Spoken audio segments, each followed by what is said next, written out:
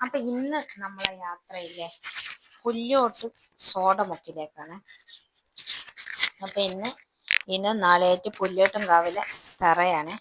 അപ്പൊ അതോടനുബന്ധിച്ച് പുല്ലോട്ട് സോഡമുക്കിൽ ഇന്ന് അടിയറക്കഞ്ഞിയുണ്ട്.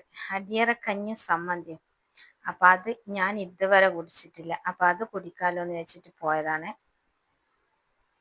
സത്യം പറയാന്ന് ചോദിച്ചാലേ ഇത്രയും ടേസ്റ്റ് ഞാൻ ഇതുവരെ കഞ്ഞി കുടിച്ചിട്ട് എനക്ക് കിട്ടിയില്ല. അപ്പൊ അത്ര സൂപ്പർ എന്ന് പറഞ്ഞാൽ സൂപ്പർ കഞ്ഞിയും പിന്നെ മാങ്ങാ ചമ്മന്തിയും പിന്നെ കോരി കുടിക്കാൻ മറ്റേ നമ്മുടെ പ്ലാവിലേന്റെ സ്പൂണും. അപ്പൊ ഇത് നമ്മള് കഞ്ഞിയെല്ലാം അവിടെ നിന്ന് വാങ്ങി എന്നിട്ട് കഞ്ഞിയും സമ്മന്തിയും എന്താ പറയാ അടിപൊളി ടേസ്റ്റ് എന്ന് പറഞ്ഞാൽ അടിപൊളി ടേസ്റ്റ്.